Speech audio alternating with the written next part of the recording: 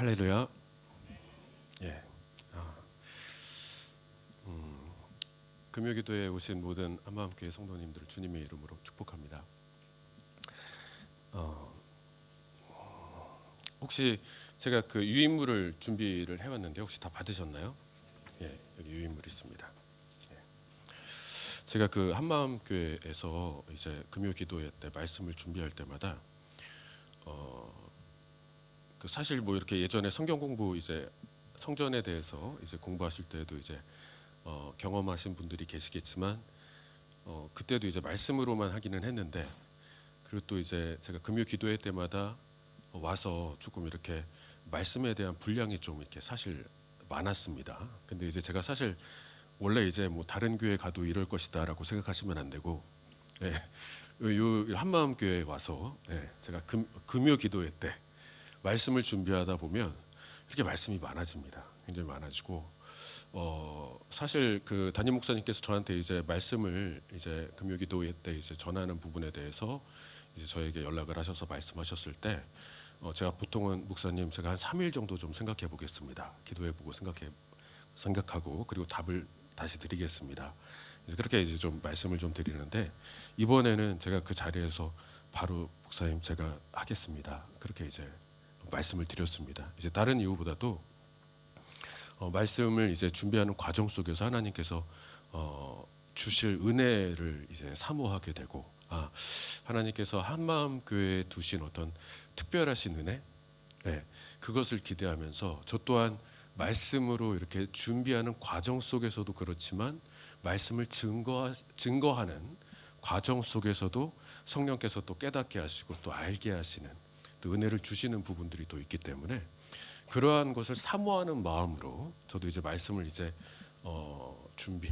준비했고 또 말씀을 대언하지만 저 또한 역시 은혜 받고 싶어하는 마음으로, 목사님 제가 이곳 가운데 금요 기도회 때 말씀을 전하고 싶습니다. 이제 그렇게 말씀을 좀 드렸습니다. 그래서 무엇보다도 또 다시 뵐 수 있어서 정말 하나님께 감사드리고, 오늘 또 이제 말씀이 조금 복잡할 수 있을 것 같다라는 생각이 좀 한편으로 좀 들어서 제가 이 유인물을 이제 좀 준비를 했습니다. 그렇더라도 좀 복잡하지 않을 수 있도록 제가 노력은 좀 하겠지만, 복잡하더라도 금요일 밤인지라 많이 피곤하실 텐데 잘 이렇게 인내해 주시면 감사하겠습니다. 네. 오늘 이제 다니엘서 11장 27절의 이제 말씀부터 이제 제가 좀 이제 시작을 하려고 하는데요. 두 왕이 등장을 합니다. 두 왕이 지금 이 식탁에 이제 식탁을 가운데 두고 이제 앉아 있는 그런 이제 장면입니다. 근데 이제 여기에서 이 두 왕이 누군가라고 했을 때, 한 명은 이제 혹시 신구약 중간기에 대해서 좀 혹시 배워보신 적이 있으시면 안티오쿠스 에피파네스라고 안티오쿠스 4세 꽤 유명한 이제 왕이 있습니다. 이 왕이 이제 한 명, 이제 한쪽에는 이 안티오쿠스 에피파네스 4세가 있고요. 다른 한쪽에는 누가 있냐면요. 이 안티오쿠스 에피파네스, 이 안티오쿠스 4세는 그 옛날 그 헬라 시대 때요. 헬라 시대 때 북쪽에 그러니까 이제 아람 지역이라고 해야 될 것 같아요. 뭐 유프라테스 티그리스강 지역으로 해서 이제 이스라엘 이라크 그쪽 지역의 북쪽 지역에 이제 왕이었습니다. 거기가 이제 셀류커스 왕조라고 이제 하죠. 그래서 이 안티오쿠스 4세가 셀류커스 이제 왕이었는데요. 그 남쪽에는 이제 애굽 이집트가 있었습니다. 근데 그 이집트에는 그때 당시 이제 프톨레미 왕조가 있었고요. 근데 이제 지금 여기에 나오는 이제 두 왕은 누구냐면, 한 명은 안티오쿠스 에피파네스 북쪽에 있는 왕이고, 다른 한 명은 남쪽에 있는 프톨레미의 왕입니다. 그 두 사람이 이제 마주보고 있습니다. 왜 이제 이런 상황이 됐느냐? 혹시 클레오파트라 아십니까? 잘 아시죠? 클레오파트라. 우리가 역사에 역사 가운데 클레오파트라가 이제 유명한 클레오파트라가 클레오파트라 7세입니다. 7세인데 그 클레오파트라 이름이 시작된 클레오파트라 1세가 있습니다. 클레오파트라 1세. 근데 이 클레오파트라 1세가 원래는 북쪽의 셀류커스의 공주였습니다. 공주였습니다. 그 아버지가 누구냐 하면 제가 방금 말씀드렸던 안티오쿠스 4세의 아버지 안티오쿠스 3세입니다. 안티오쿠스 대제라고도 하는데요. 안티오쿠스 3세의 딸입니다. 그래서 이 클레오파트라가 사실 이제 안티오쿠스 3세가 머리를 좀 이제 썼습니다. 뭐냐면 본인의 딸을 남쪽에 있는 애굽에 있는 프톨레미 왕조에 시집을 보내서 이 딸을 첩자로 삼아서 스파이로 삼아서 애굽을 접수하려는 계획을 갖고 이 딸을 남쪽으로 시집을 보냅니다. 그런데 그 계획한 바와는 달리 이 공주가 남쪽에 시집을 가서 이제 아버지의 뜻대로 첩자로서 아버지를 도와 애굽을 접수할 수 있도록 정복할 수 있도록 돕기는커녕 남편에게 푹 빠진 것 같아요. 그러다 보니까 아버지를 돕지 않습니다. 그 안티오쿠스 3세, 안티오쿠스 대제가 계획한 바대로 뜻한 바대로 그렇게 되지 않습니다. 이 클레오파트라 1세에 관한 내용이 이번에 제가 나눠드린 유인물 2번에 보시면 거기에 이제 저희가 읽은 부분은 아닌데요. 다니엘서 11장 17절에 거기에 이제 클레오파트라 1세에 관한 내용이 이제 나옵니다. 그래서 이제 참조를 해주시면 될 것 같고요. 그럼 이제 식탁으로 다시 돌아와서 식탁의 한쪽에 앉은 사람은 안티오쿠스 4세, 다시 말하면 클레오파트라의 동생입니다. 그리고 맞은편에 앉은 남쪽 왕, 프톨레미 왕조의 왕은 클레오파트라의 아들입니다. 그럼 두 사람의 관계가 무엇이냐면 삼촌과 조카와의 관계죠. 이 두 사람이 마주 앉았습니다. 근데 이제 왜 이렇게 됐냐면 사실 북쪽에 있는 왕이 남쪽에 침략을 했습니다. 그리고 이 왕을 사로잡았습니다. 그리고 나서 이 왕을 사로잡은 후에 남쪽에서는 그러면 당연히 왕을 구출하러 이제 북쪽의 왕이 있는 곳으로 그리고 다시 이제 어떻게 뭐 정예 부대를 파병하든지 그래야 될 거 아닙니까? 근데 그렇게 하지 않고 다른 왕을 세웁니다. 사로잡은 왕의 동생을 다시 왕으로 세웁니다. 이 소식을 듣고 나서 붙잡힌 이 프톨레미 왕이었던 이 사람이 이제 낙심을 하게 되죠. 그래서 그 낙심한 마음을 위로하는 척하면서 이 왕의 마음을 사로잡아 이 왕을 다시 남쪽 애굽의 왕으로 세우고 자신의 그 안티오쿠스 에피파네스의 말을 잘 들을 수 있도록 그러한 생각을 갖고 식탁에 이제 불러낸 겁니다. 그럼 이제 조카도 어쨌든 이 상황을 모면하고 싶은 마음에 삼촌한테 삼촌 말대로 그렇게 하겠다라고 겉으로는 그렇게 했지만 속마음은 그게 아니었던 거죠. 어떻게 해서든지 이 상황을 빨리 모면해서 다시 남쪽 왕으로 애굽으로 돌아가서 자신의 자리를 확보하고 싶은 마음에 삼촌한테 무조건 협조하겠다라고 그렇게 거짓된 두 마음이 만나는 장면입니다. 이 장면을 지금 다니엘이 언제 기록을 하고 있느냐? 제가 말씀 앞부분에 여기에 기록한 대로 주전 537년입니다. 주전 537년에 지금 이 식탁의 교제가 언제 일어나느냐? 주전 170년에 일어납니다. 자그만치 370년 맞죠? 대략적으로 370년 후에 일어날 일들에 대해서 지금 여기에 이제 기록을 하고 있는 겁니다.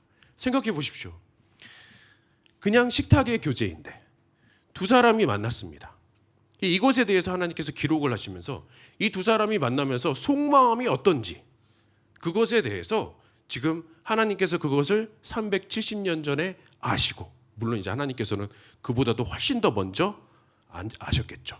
근데 370년 전에 다니엘에게 그러한 내용을 계시를 하시고 기록하게 하십니다.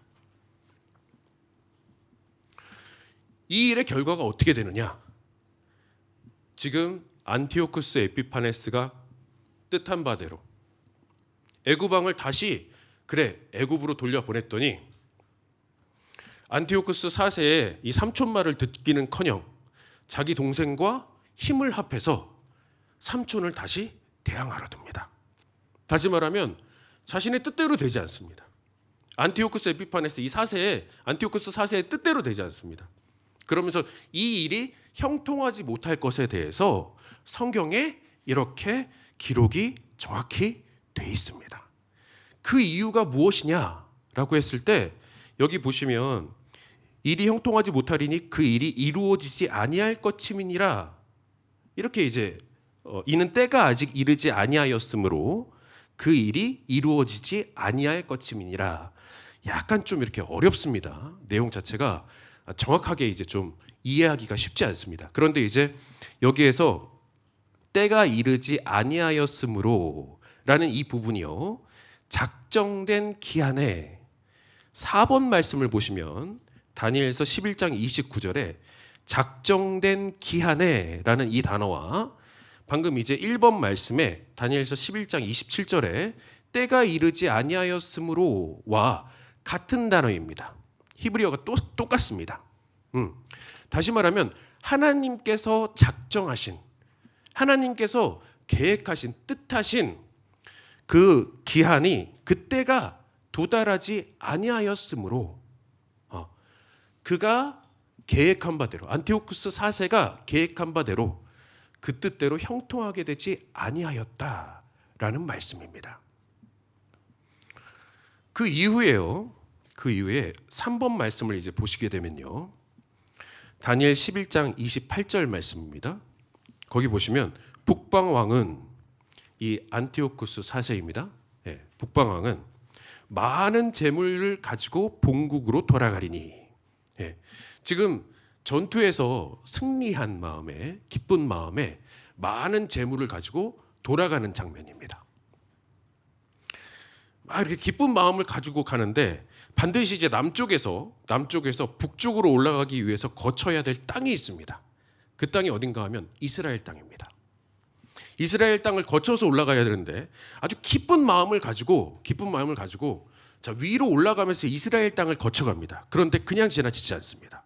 그냥 지나치지 않고 어떻게 하냐면요, 전국의 본국으로 돌아가리니 그는 마음으로 거룩한 언약을 거스르며 자기 마음대로 행하고 본토로 돌아갈 것이며, 이스라엘의 하나님의 백성들이 하나님과 맺은 언약이 있습니다.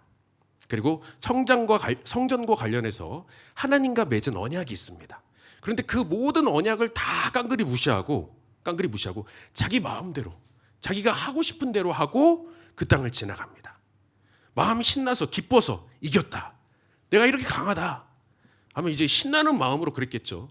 내 위에 아무것도 없어, 이제 이런 기쁜 마음을 가지고 그랬을 수 있습니다. 자, 그런데 보십시오. 그렇게 해서 돌아갔다가 4번 말씀을 보시게 되면요, 다니엘 11장 29절에 작정된 기한에, 하나님께서 정하신 기한에, 그 기한에 그가 다시 북쪽에서 나옵니다. 북쪽에서 나와서 남방에 이를 것이니, 남쪽으로 다시 가죠.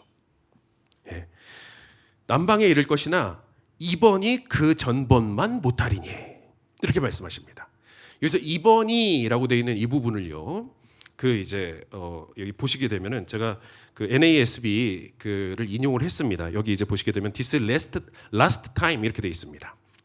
이게 조금 더 이제 원어에 충실하게 조금 이제 직역이 된 것 같아요. 뭐냐면은 이 마지막 번이 그 전번만 못하리니, 이렇게 되어 있습니다. 그러니까 이제 지금 이제 두 번째 전쟁을 끝내고 북쪽으로 돌아갔다가 다시 내려옵니다. 근데 이제 결과가 너무 안 좋아요. 이 전번만 하지 못하다. 그러니까 이제 이 마지막 번이 그 전번만 못하리니 이 말씀에는 그러니까 너무 이제 성과가 좋지 않으니까 이것에 대해서는 전투를 한 게 아니다라고 보는 역사가들이 있는 것 같습니다. 그래서 이제 원래는 이것까지 포함하면 안티오쿠스 4세가 3번 전쟁을 하는 건데요. 역사가들 중에는 2번 전쟁했다. 그렇게 이제 평가하는 사람들도 있습니다. 그래서 이제 여기 이제 보시게 되면은 안티오쿠스가 열심히 이제 준비를 했을 겁니다. 그리고 전적이 또 이제 전쟁에서 이겼어요. 그러면 이번에도 이길 것이다라는 기대를 갖고 준비를 했을 겁니다. 열심히. 그런데 본인이 결정하고 본인이 뭔가 이제 이렇게 의지를 발휘해서 했을지는 모르겠지만 성경은 분명하게 작정된 기한, 하나님의 때, 하나님께서 계획하신 그때에 이 사람이 안티오쿠스가 전쟁을 하러 내려갔다라는 겁니다. 그리고 이번이 마지막이다. 네. 하나님께서 그렇게 이 전쟁이 마지막이다라고 기록을 하고 계시는 겁니다. 그런데요, 요번 이제 이 전쟁의 이제 그 결과가 보시게 되면은 다니엘 11장 30절을 이제 보시게 되면요, 이제 이 전번만 못하다 왜 이렇게 성과가 안 좋냐라고 했을 때 이는 기띔의 배들이 이르러,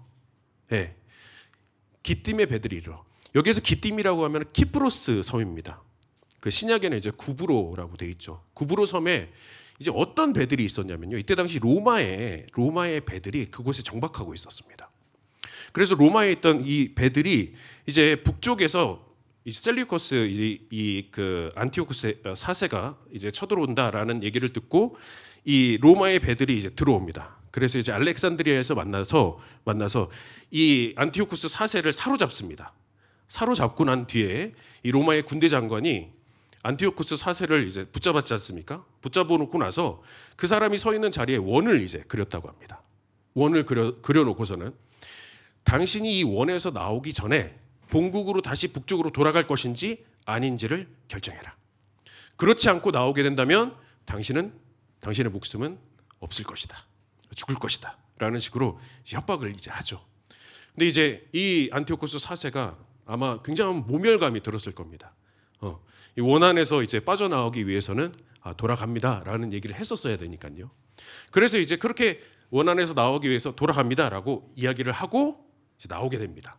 그리고 굉장히 이제 모멸감을 갖고 실패감, 그러니까 전쟁에서 졌다, 진 것뿐만 아니라 자신의 인격이 무너져 내리는 그런 경험을 했을 겁니다. 그러다 보니까 여기 성경에 뭐라고 또 기록이 되어 있냐면요, 그가 낙심하고 돌아가면서 이렇게 기록을 하고 있습니다. 그러면서 어떻게 또 이제 그 사람이 이제 돌아가는데요, 안티오쿠스 4세가 돌아가는데 다시 이제 이스라엘을 이제 거쳐서 올라가지 않습니까?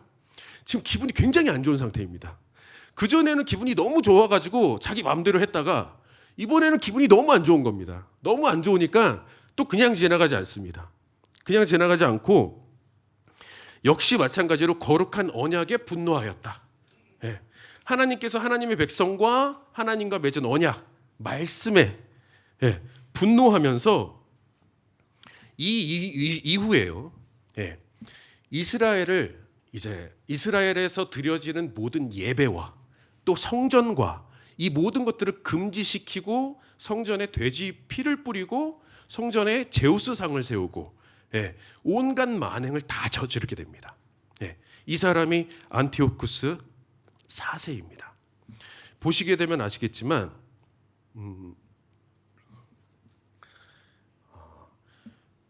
식탁에서의 교제부터 시작해서요, 그 자리 가운데에서 두 왕이 마음에 서로 해하고자 하여, 이렇게 말씀하고 계십니다. 이 말씀이 어떤 의미이냐면요, 이들의 마음이 악에 기울어졌다라는 말씀입니다. 악에 기울어졌다. 하나님을 모르는, 하나님을 믿지 않는 사람들, 그 사람들, 하나님께서는 인간을 창조하시면서 자유의지를 주셨습니다. 자유의지를 가지고 하나님을 선택하고 하나님을 기뻐하고 하나님을 사랑하기를 원하는 마음으로, 사랑이라는 것이 참된 사랑이 되기 위해서는 당연히 있어야 될 것이 자유의지입니다. 기꺼이 자신의 의지를 다해 하나님을 찬양하고 사랑하는 마음을 표현하는 그 마음, 그것을 하나님께서는 참된 사랑이라고 받아들이실 수 있지 않겠습니까? 그런데 하나님을 모르는 자들은 이 사람들은요, 악에 붙들려서 자신의 모든 자유의지가 악에 붙들린지도 모르는 채 그들의 삶을 살아갑니다.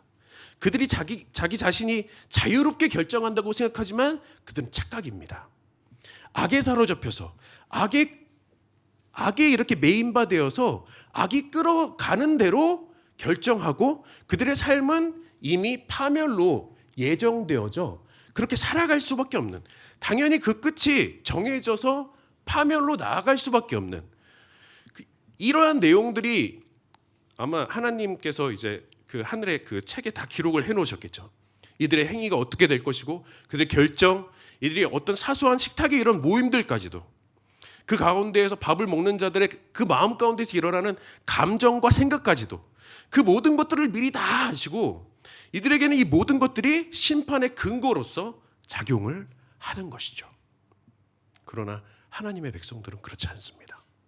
하나님의 백성들은 하나님께서 사랑으로 교제케 하시고 기도하게 하는 과정 속에서 하나님과 교제하고 하나님과 함께 하나님의 역사를 같이 함께 만들어가는 것이죠. 이러한 하나님의 역사를, 하나님의 사랑과 하나님의 백성을 향한 하나님의 마음을 알고 또 역사 가운데 하나님의 뜻을 이루어 나아가는 우리 모두가 되었으면 좋겠습니다.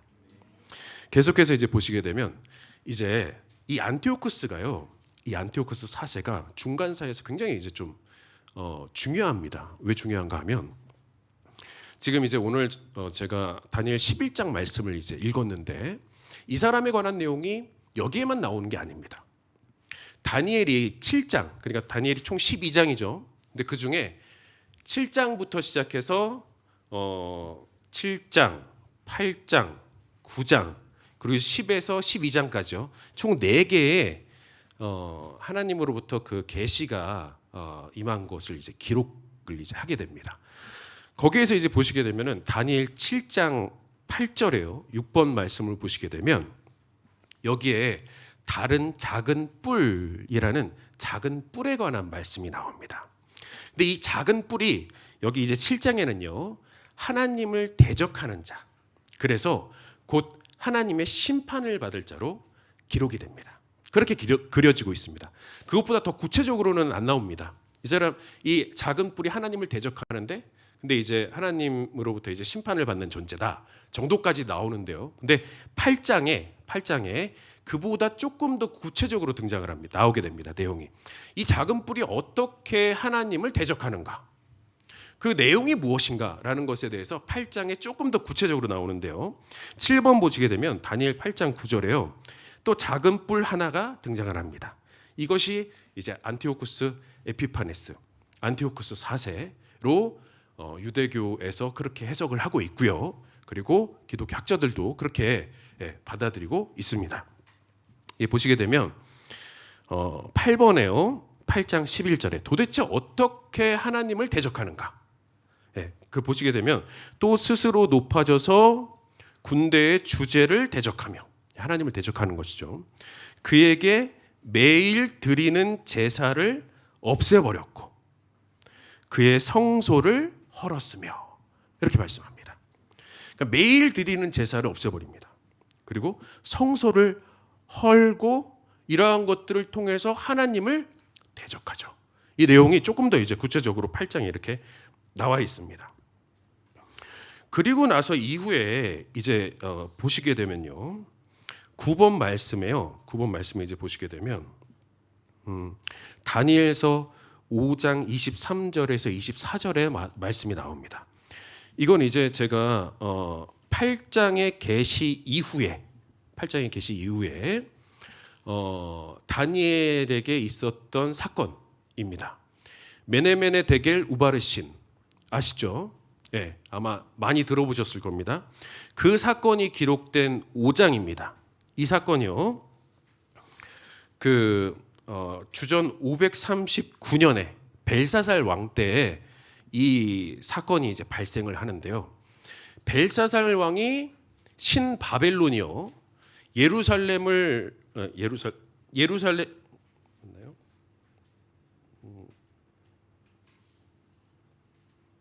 예. 잠시만요.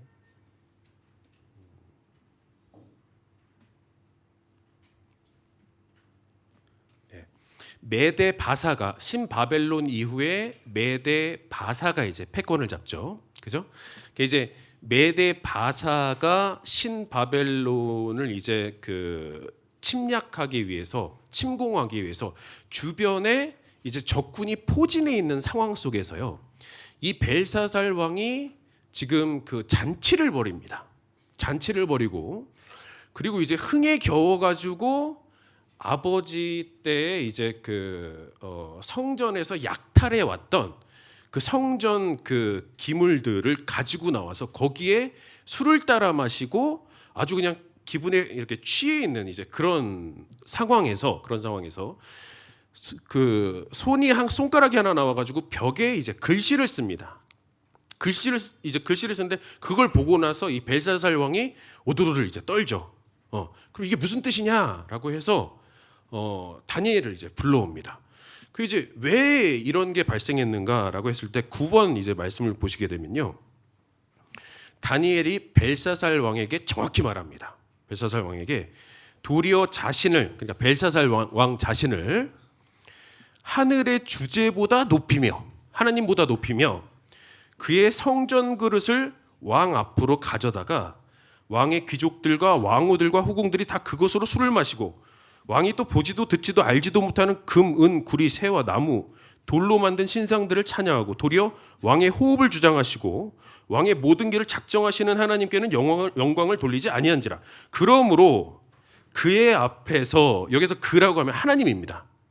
다니엘이 계속 이 부분에 대해서 말을 하다가 마지막에 가서요, 하나님 앞으로부터 나온 이 손가락이 나와서 이 글을 기록하였다라고 말씀을 하는 겁니다. 그러므로 심판이 작정되었고 당신이 더 이상 이 나라를 유지하지 못할 것이다 라고 이제 심판의 이제 메시지를 전합니다. 그리고 그날 바로 벨사살 왕이 살해를 당하죠. 그게 539년입니다. 그러고 나서 세워진 왕이 다리오 왕입니다. 다리오 왕의 시대에 지금 이제 바로 무슨 일이 생기냐면요. 자, 정권이 바뀌었습니다. 정권이 바뀌고 나자 이제 신하들이요, 다니엘을 또 이제 시샘하기 시작합니다. 그러면서 10번 말씀에 바로 이제 다니엘서 6장 10절의 말씀이 등장을 하는데요.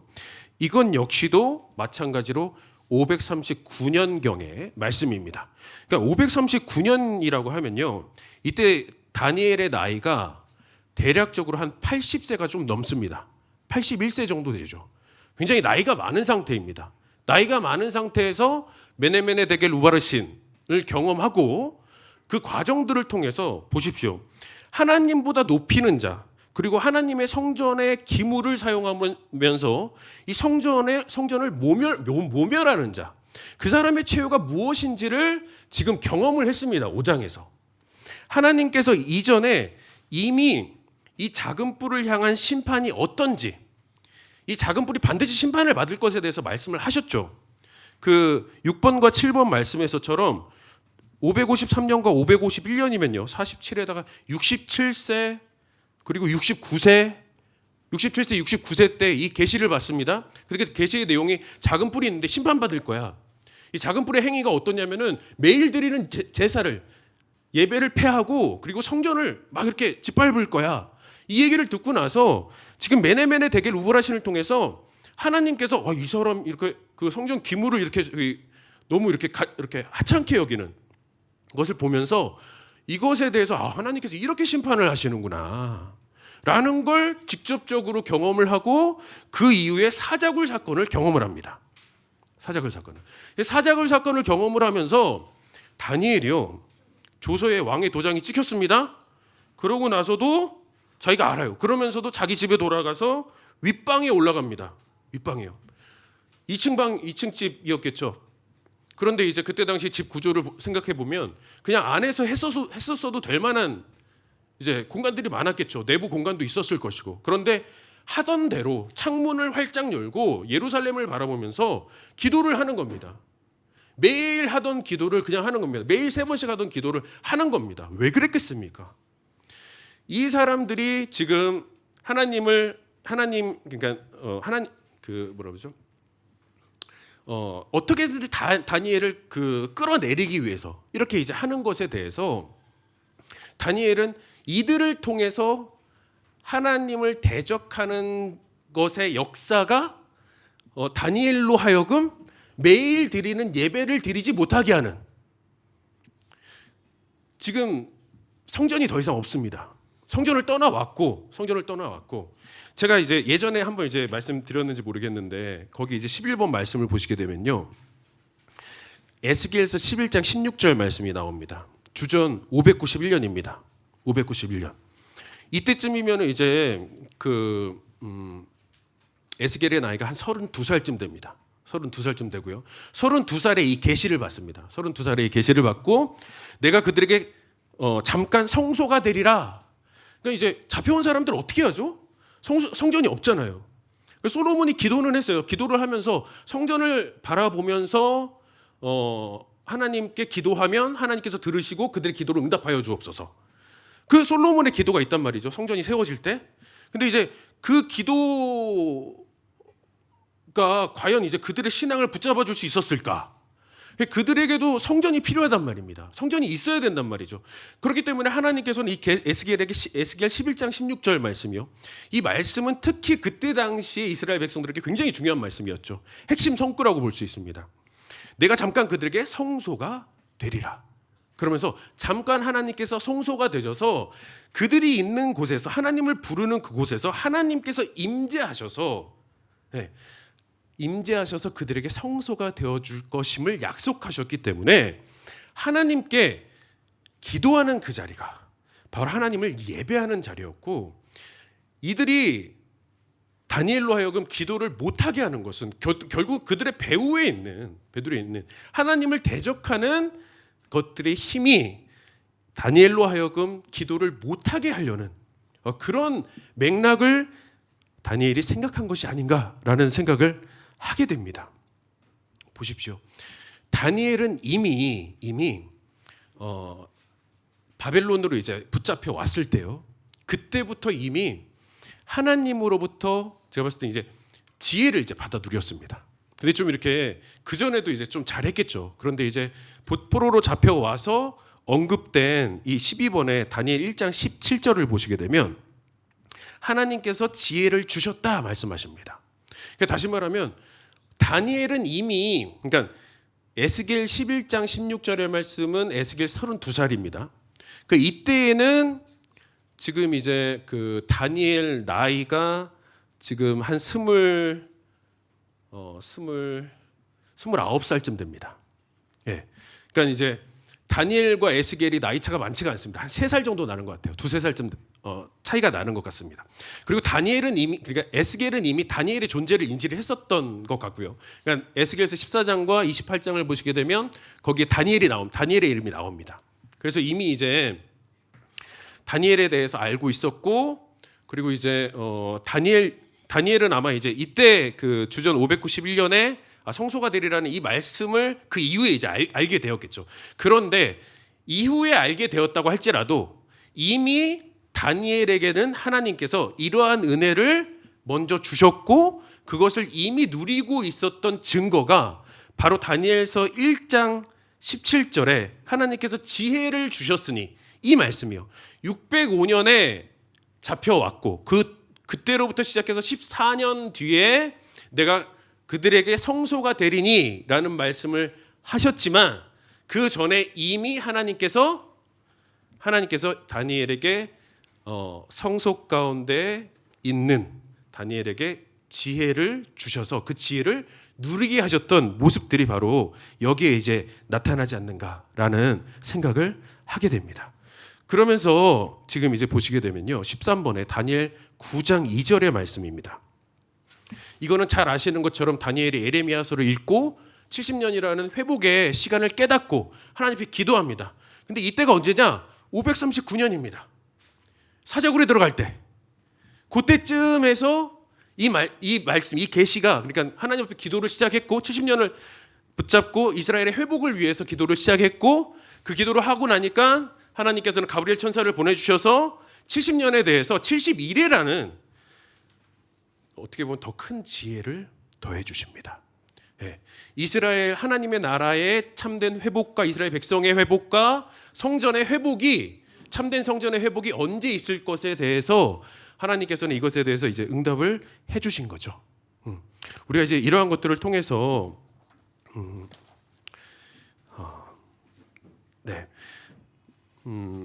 그 이후에 이제 14번에요. 이제 보시게 14번에 데살로니가 후서 2장 4절의 말씀이 있습니다.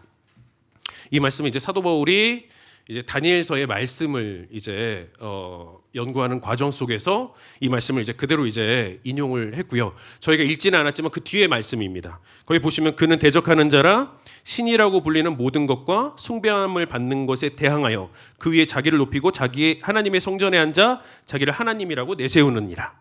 여기서 저희가 읽은 이 안티오쿠스 4세가 바로 적그리스도의 예표라고 이제 보고 있고요. 예, 이 적그리스도의 예표에 대해서 사도 바울이 이제 요 내용을 다니엘서에서 인용을 해서 데살로니가 후서 2장 4절에 이렇게 기록을 하는 겁니다. 여기 이제 보시게 되면은 15번에 데살로니가 후서 2장 3절을 보시게 되면요. 불법의 사람이라는 이제 말씀이 나옵니다. 이제 바로 이제 적그리스도죠. 여기서 이제 이 사람의 별명이 이제 뭐냐라고 했을 때 불법입니다. 불법. 곧 하나님의 법에 대해서 대항하는 그런 자라는 것을 이제 말씀하고 계시고요. 데살로니가 사람들이 이제 마지막 날이 온 거 아닌가라는 생각을 갖고 있는데 그것에 대해서 사도 바울이 데살로니가후서 2장 3절에서요. 15번 말씀에서 누가 어떻게 하여도 너희가 미혹되지 말아라. 먼저 배교하는 일이 있고 많은 사람들이 신앙을 떠나고 예수님을 배반하는 일이 대규모로 있을 것이며 그리고 저 불법의 사람 곧 멸망의 아들이 나타나기 전에는 그러니까 눈에 보이도록 나타나기 전에는 절대로 마지막 날이 이르지 않는다라고 말씀을 합니다. 그러면서 뭐라고 하시냐면 16번에요. 데살로니가후서 2장 7절에 불법의 비밀이 이미 활동하였으니 불법의 비밀이 이미 활동하였다라고 말씀하십니다. 불법의 비밀이라고 하는데요. 여기에서 비밀이라는 단어를 쓰고 있습니다. 근데 이제 성경에서요. 비밀이라는 단어가 이제 나오게 되면요. 구약의 말씀이 하나님의 말씀이 신약에 성취되어지는 것을 말씀합니다. 그런데 성취가 되어지는데 사람이 생각할 수 없는 하나님만의 방법으로 이루어지는 것. 그것을 비밀이라고 합니다. 그래서 지금 불법의 비밀에 대해서 불법의 사람, 적그리스도에 대해서 다니엘이 기록은 했지만 다니엘 역시 그것이 실질적으로 어떻게 마지막 때에 이루어질 것에 대해서는 정확하게는 저희가 오늘날 아는 것처럼 그렇게 알지는 못하였을 것입니다. 근데 그러면서 이제 뭐라고 말씀하시면 불법의 비밀이 이미 활동하였다라고 말씀합니다. 그러니까 실질적으로 눈에 보이기 이전에 마지막 날에 예수님께서 오시기 직전에 적그리스도가 나타나죠. 근데 그렇게 눈에 보이도록 나타나기 직전에 이 마지막 때에 이미 적그리스도의 힘의 역사는 이미 시작되었다라는 겁니다. 그의 영향력은 이미 시작되었다는 겁니다. 그래서 요한 사도도 17번 보시게 되면 요한 1서에서요. 지금도 많은 적그리스도가 일어났으니 지금도 많은 적그리스도 이건 요한 사도의 시대뿐만 아니라 요한의 공동체뿐만 아니라 오늘날을 살아가는 우리 역시도 마찬가지로 많은 적그리스도가 일어났습니다. 나중에 이제 적그리스도가 실질적으로 이제 오는 그때 이전에 그의 힘의 영향력을 통해서 말씀을 이렇게 혼잡하게 하고 순전하지 못한 말씀들을 증거하는 걸 통해서 적그리스도의 선지자들이 활동을 하고 그들을 통해서 하나님의 백성들이 하나님으로 멀어지게 되는 그런 일들이 이 시대에 이제 일어나고 있다는 것이죠. 그래서 보십시오. 저희의 구원의 역사를 생각하게 되면 저희 구원도 영혼의 구원을 먼저 받죠. 그리고 난 뒤에 이제 이후에 마지막 날에 육신의 구원까지도 해서 완전한 구원을 이제 받게 됩니다. 마찬가지로 주님 오시기 직전에 적그리스도가 나타나죠. 적그리스도가 나타나면 대환란이 있게 됩니다. 근데 지금은 적그리스도가 눈에 보이도록 나타나지 않았지만 마찬가지로 적그리스도의 힘과 영향력이 미쳐지는 시대를 살아가고 있습니다. 그러면서 동일하게 적그리스도로 말미암아 임하는 고난이 마지막 날의 대환란의 정도는 아니겠지만 지금도 있다라는 것입니다. 그러면서 지금 이제 18번에 보시게 되면요, 데살로니가 3장 3절입니다. 아무도 이 여러 환란 중에 흔들리지 않게 하려 함이라. 우리가 이것을 위하여 세움 받은 줄을 너희가 친히 알리라. 이렇게 말씀을 하십니다. 여기서 이것을 위하여라고 했을 때 이 여러 환란 중에 흔들리지 않게 하려 함이라고 이해를 했었습니다. 저는 이를 위하여라고 했을 때 환란이 있는데 이거를 환란 당하는 자를 붙잡아줘서 흔들리지 않게 만들려는. 근데 이게 아니고요. 여기에서 이것이라고 하면요, 환란, 이 여러 환란을 가리킵니다. 이 여러 환란. 그래서 이 여러 환란을 위하여 세움을 받은 줄, 그것을 위해서 세움을 받았다라는 겁니다. 그리고 사도 바울도 마찬가지죠. 예, 본인의 개인적인 경험에 국한시키지 않습니다. 이건 나만 이런 거야, 내 케이스일 뿐이야, 다른 사람은 달라, 그렇게 말씀하지 않습니다. 뭐냐면은 19번에 보시게 되면 사도행전 9장 16절에요. 그가 내 이름을 위하여 얼마나 고난을 받아야 할 것을 예수님께서 사도 바울에게 말씀하신 내용이죠. 얼마나 고난을 많이 받아야 될 것인지를 그렇게 말씀을 하시죠. 이것에 대해서 데살로니가 성도들에게 보편적인 권변을 하고 있습니다. 우리가 이것을 위하여 세움을 받은 줄 너희가 친히 알리라. 그 여기가 우리가라고 했을 때는 사도 바울 또는 사도 바울의 동역자들만이 아닙니다. 데살로니가 성도들까지 다 포함해서 결국은 우리 모두라는 겁니다. 그러면서 다니엘서 11장 35절에요, 이렇게 약속을 주십니다. 그들 중 지혜로운 자 몇 사람이 몰락하여 죽음에까지 이르게 되는 그런 상황입니다. 고난의 상황입니다. 핍박의 상황입니다. 무리 중에서 연단을 받아 정결하게 되며 희게 되어 마지막 때까지 이르게 하리니, 예, 이것이 고난을 받는 자들을 향한 하나님의 약속입니다. 정결하게 되고 희게 되는 거. 예. 마음이 정결한 자는 복이 있나니. 어떤 복이 있죠? 하나님을 볼 것임이요. 우리가 고난의 이 모든 과정들을 통해서 하나님께서 성령 하나님을 통해서 우리 가운데 두신 그리스도의 영광, 그 영광을 더욱더 분명하게 바라보게 될 수 있는 것입니다. 그 영광이 더욱더 보십시오. 안경이 뿌야면요, 빛이 잘 안 보입니다. 그런데 안경을 잘 닦아주면 빛이 잘 보이죠. 우리 안에는 이미 하나님께서 예수 그리스도 안에 있는 그 영광을 성령 하나님으로 말미암아 우리 가운데 두셨습니다. 하늘 성전에 있는 그 영광을 우리 마음 가운데 두셨고, 우리 안에 두셨고, 우리 가운데 두셨습니다. 예수 그리스도께서 성전이십니다. 그리고 성전에서 가장 중요한 것은 하나님께서 함께 하시는 것이고 하나님의 영광이 그 가운데 있다는 것입니다.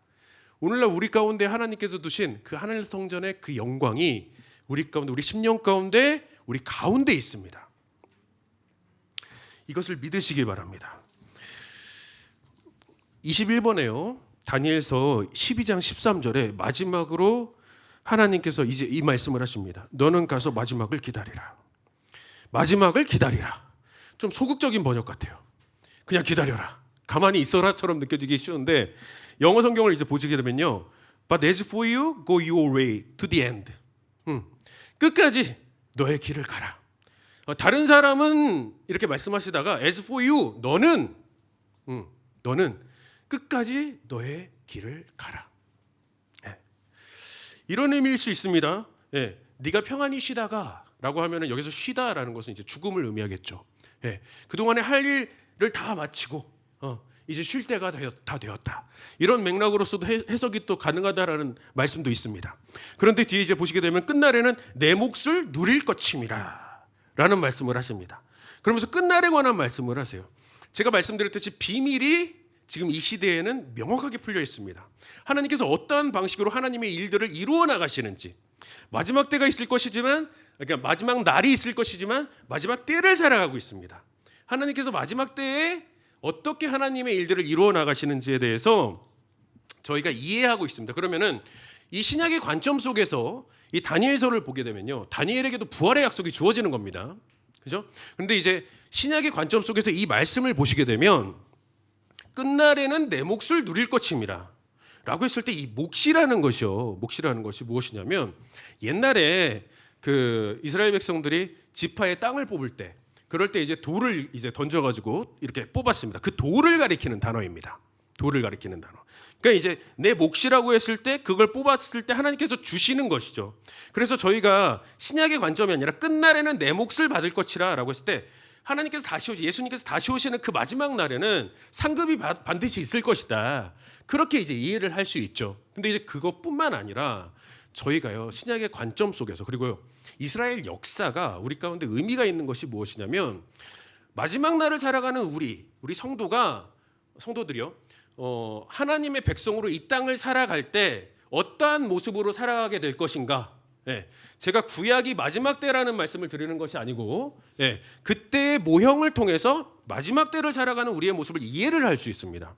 이스라엘 백성들이 이스라엘 땅에 들어가서 땅을 분배를 받죠. 그리고 나서 또 이제 그런 것들을 이제 보시게 되면은 아시겠지만 저희가 이 세상을 살아가는 과정 속에서 지금 마지막 때를 살아가는 과정 속에서 하나님께서 우리에게 주시는 몫이 있다라는 겁니다. 이게 상급이라고 이해하시면 하나님께서 마지막 날에 주님 나라에 들어갔을 때 주시는 상급을 땡겨서 받는 걸 수도 있겠죠. 그런데 또 이것에 대해서 이제 지파가 이제 배분을 해주고 그것에 대해서 뽑은 거다라고 하게 됐을 때에는 땅을 분배를 받는 것입니다. 그건 다시 말하면 사명에 관한 부분이라고 생각할 수 있어요. 이 땅을 살아가면서 하나님께서 우리 가운데 주시는 사명의 땅이 있습니다. 사명이 있습니다. 그것을 누릴 것이라라고 말씀하는 겁니다. 저희가 사명에 대해서 생각할 때 한편으로는 이거 굉장히 무겁다, 짐이다, 힘들다, 아프다, 괴롭다 이렇게 느낄 수 있습니다. 근데 하나님께서 원하시는 것은 그것을 통해서 누려라라는 것을 어떻게 보면 저와 이 말씀을 듣는 저희 모두에게 도전하고 계시는 것은 아닌가라는 생각을 하게 됩니다. 하나님께서 그러니까 하나님의 주권을 이제 보여주시고 또 그 과정 가운데 역사를 주관하시는데 아마 모르겠습니다. 어떤 분들은 불안을 느끼실지도 모르겠고 어떤 분들은 또 이제 정반대의 이제 생각을 가지실지는 모르겠지만 하나님께서 이 모든 것들을 계시하여 주시는 데에는 세상의 조변석계 같은 보십시오. 기분 나쁘다고 막 이렇게 하고 기분 좋다고 막 또 똑같습니다. 감정의 기복에 따라서 계속 이스라엘 하나님의 백성들을 괴롭힙니다. 이게 세상입니다. 그러면서 막 이렇게 하여튼 진짜 조변석계죠. 아침과 저녁이 달라요. 기분이 달라요. 힘듭니다. 상황이 막 시시각각 변하는 것 같아요. 괴롭습니다. 이런 상황에서 어떻게 살아가야 될 것인가. 그런데 이 모든 것들은 하나님의 주권 속에서 이루어지는 것이고 하나님의 경계 안에서 하나님의 작정 안에서 이루어지는 것이기 때문에 그렇게 많이 신경 쓰지 말아라. 이 말씀일 가능성이 굉장히 높지 않을까 싶습니다. 그러면서 하나님께서 주신 것들을 누려라. 심지어는 고난조차도 내가 하나님의 백성을 위해서 하나님께서 하나님의 백성을 위해서 예비하여 둔 복이다라고 말씀하여 주신다라는 생각입니다. 이 말씀을 잘 기억하시고 우리 가운데 주신 그 사명의 길을 다니엘처럼 끝까지 걸어가시는 저와 모든 성도님들이 되시기를 주님의 이름으로 축원합니다. 이 시간 한번 들으신 말씀을 기억하시면서 통성으로 기도하셨으면 좋겠는데요. 하나님께서 하나님의 백성인 우리를 저는 이제 그렇게 생각합니다. 특히 한마음교회를 너무 사랑하시고 아끼신다 그렇게 생각합니다. 모르겠습니다. 어떻게 생각하실지 모르겠지만 1년에 몇 번 안 나오는 사람이 와가지고 뭐 이런 소리 하나 진정성이 없게 들리실지 모르겠지만 저는 그렇게 생각합니다. 하나님께서 이곳 가운데 두신 영광이